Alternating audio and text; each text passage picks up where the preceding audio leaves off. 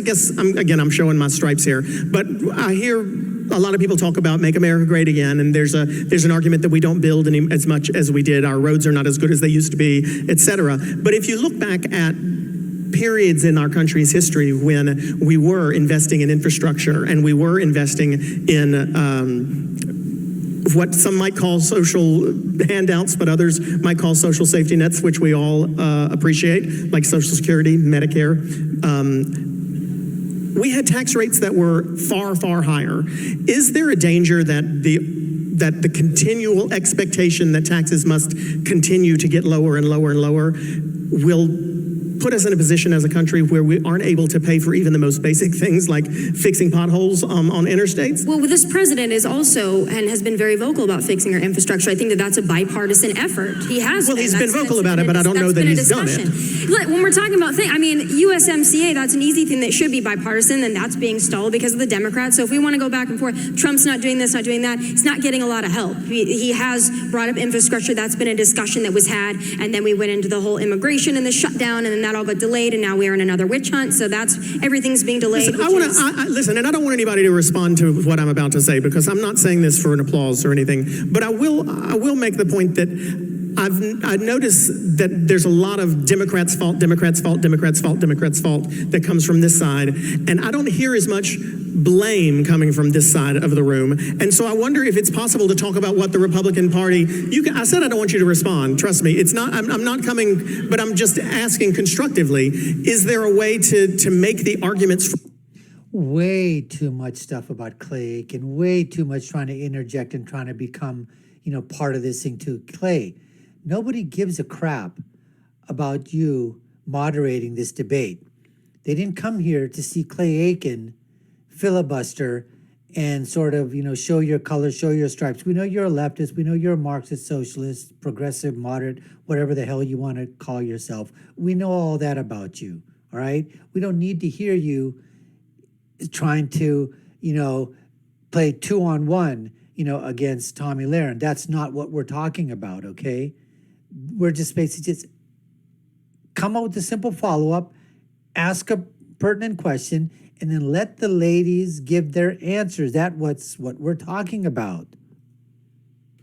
For what's good in the president's policy without blaming it always on the Democrats doing something. It would be nice if we could go through a day without them blaming Trump for everything. I'm not going to disagree with that. I'm not going to disagree with that. So, I mean, when we're talking about, I think that, the Democrats get unfair scrutiny. I'm sorry, I'm going to have to call bullshit on that because our president can't go. I'm talking about this stage right here. Okay, yeah. Well, I will say, I'm not saying everything is the Democrats' fault. I'm saying there are areas of bipartisanship that we could work together on. I think infrastructure is one of them. I think USMCA is another one. There are areas of bipartisanship. When you're talking about the stock market, I don't fully disagree with you on that. I understand that that's a house of cards. I also understand that Medicare and Social Security is a house of cards. There are a lot of things that need to be addressed, and it's not going to be one really smart Republican or one really smart Democrat that's going to... I will say something here, Tommy. We don't need to address the stock market. It's not a house of cards. It is built on the economic structure of buying and selling.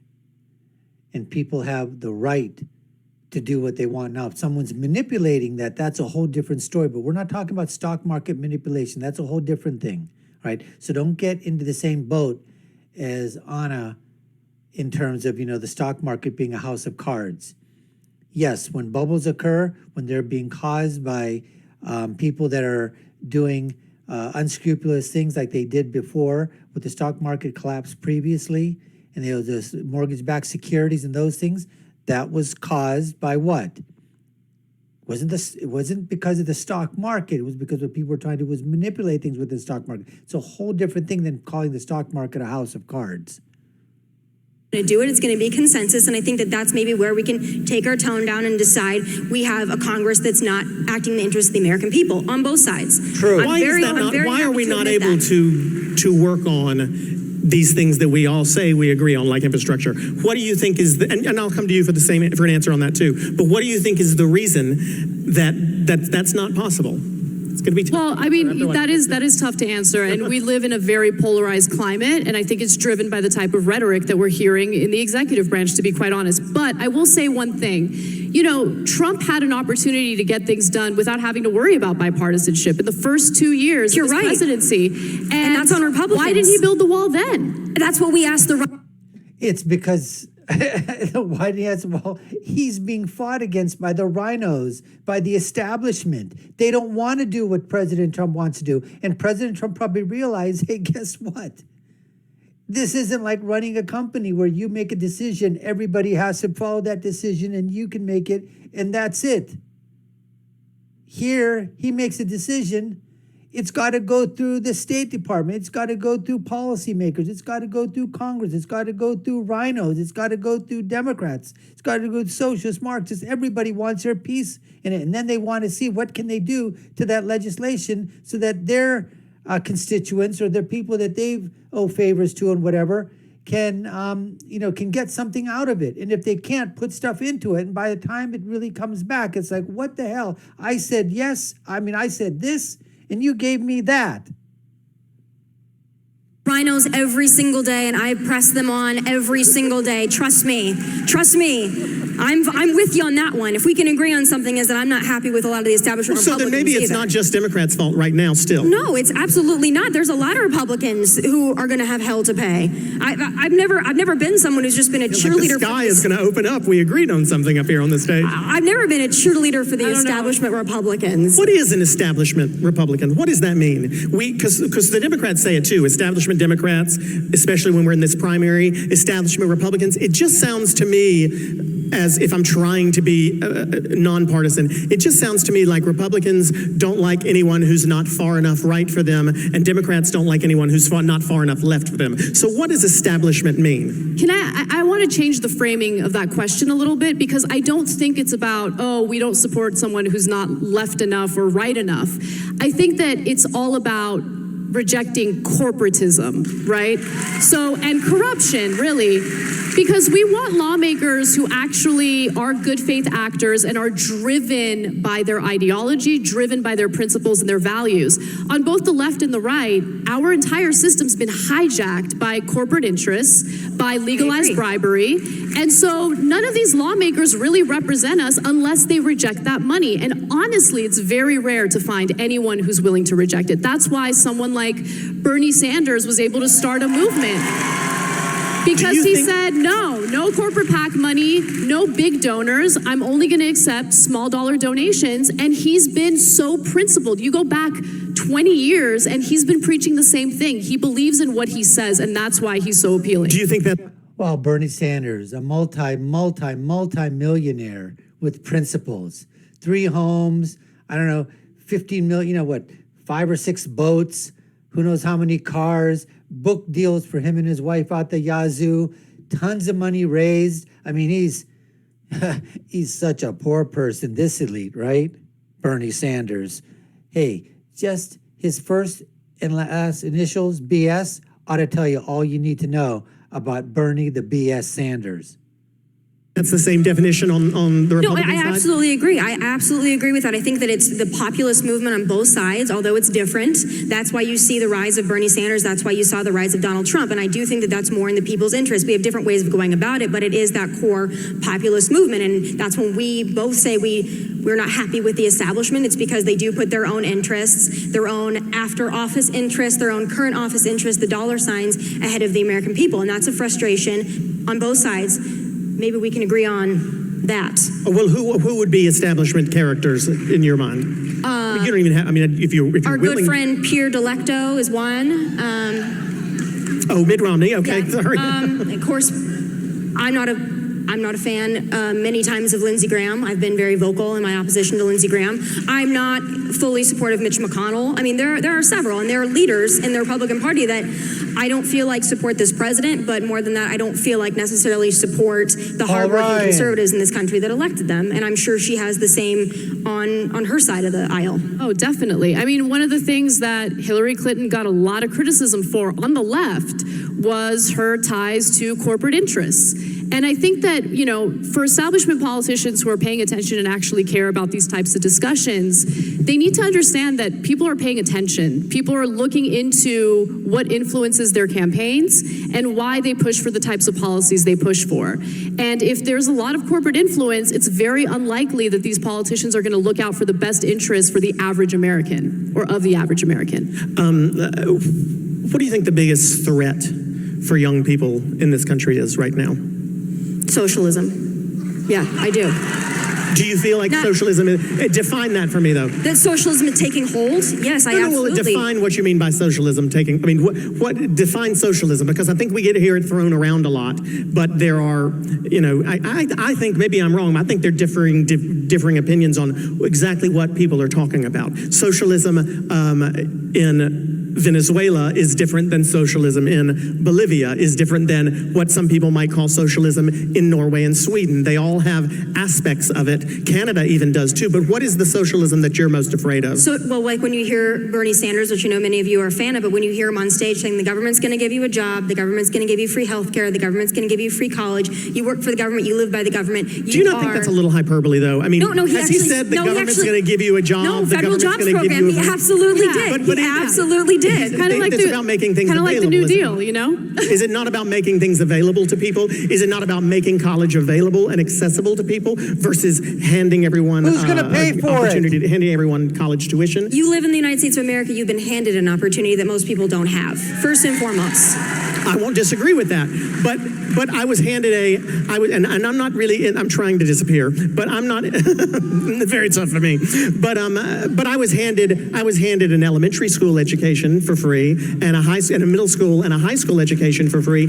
Why am I not entitled to college? But Clay Aiken is really getting on my freaking nerves. I mean, he is really, really, really getting on my freaking nerves. He's like a bad toothache that just does not go away. The pain is excruciatingly bad. Oh my God, it's like this was supposed to be 1 against 1, Anna versus Tommy. It wasn't Tommy and Clay Anna and Clay versus Tommy. And I know Tommy can handle it, but it's like Clay. If we talked to how many times you've interrupted to basically go back and either get clarification or pontificate on another question to ask Tommy, it's been an unbelievably more so going against Tommy than it has been against Anna. And I don't want you to go against any of them. Just stay in the freaking background. Oh my God. It's getting so annoying. College education for free. What makes that socialism, but free high school education is not socialism? We made that decision in this country that was we were going up until high school. And if we want to talk about but college could we not debt, make the decision that we're going through college? Who's going to pay for it?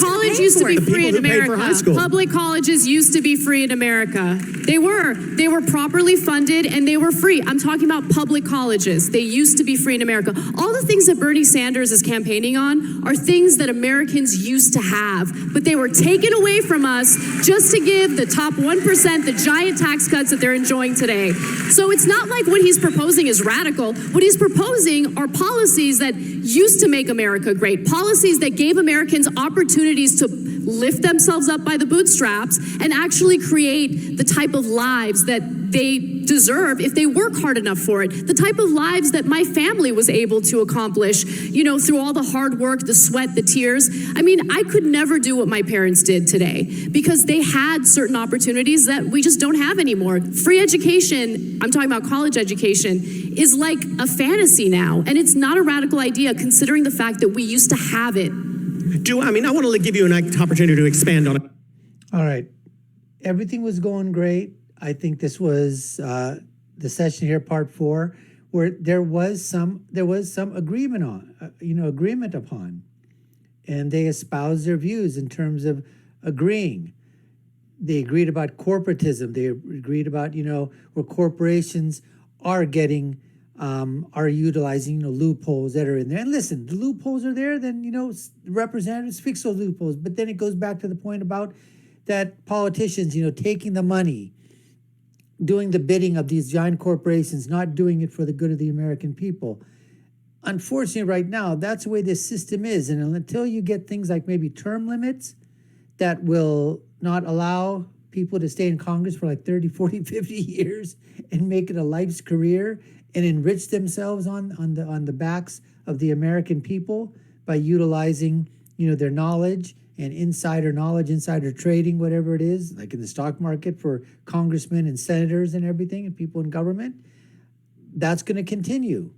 But now when she comes back and says that there are a lot of things that were free before or low cost, like public education, public schooling, especially colleges, true in a sense. But again, the question becomes is that as we've progressed as a society, what expenses are there? You've got to meet payroll. You have much more teachers that are involved. You've got, custodial staff. You've got, buildings, land to buy. More people are going to colleges. If you're talking about previously, there weren't that many people going to college at that time compared to now.